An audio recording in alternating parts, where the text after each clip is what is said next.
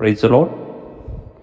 ఈరోజు దేవుని వాగ్దానం, దేవుణ్ణి ప్రేమించే వారికి అనగా ఆయన సంకల్పం చొప్పున పిలువబడిన వారికి మేలు కలుగుటకై సమస్తమును సమకూడి జరుగుచున్నవని ఎరుగుదాము. రోమా 8వ అధ్యాయము 28వ వచనము.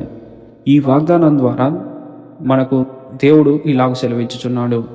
మనము ఎటువంటి బాధలో ఉన్నా దేవుడు ఆ బాధను కూడా మేలుగా మార్చగలడు. మానవ జీవితం అనేక సమస్యలతో నిండి ఉంటుంది. ఉద్యోగం, ఆరోగ్యం, కుటుంబ సమస్యలు. కానీ దేవుడు ఆ బాధల నుండి అన్నిటినీ మనకు విడుదల సహాయం చేస్తాడు. ఉదాహరణకు, మనము ఒక ఉద్యోగాన్ని కోల్పోయినప్పుడు మొదట మనం చాలా బాధపడతాం. కానీ కొన్నాళ్ళకు అదే ఉద్యోగం తప్పిపోవడం వల్లనే మనం మంచి అవకాశాన్ని పొందామని అనుకుంటాం. అదేవిధంగా మన జీవితంలో జరిగే ప్రతి సంఘటనకు దేవుడు ఒక ఉద్దేశం కలిగి ఉంటాడు.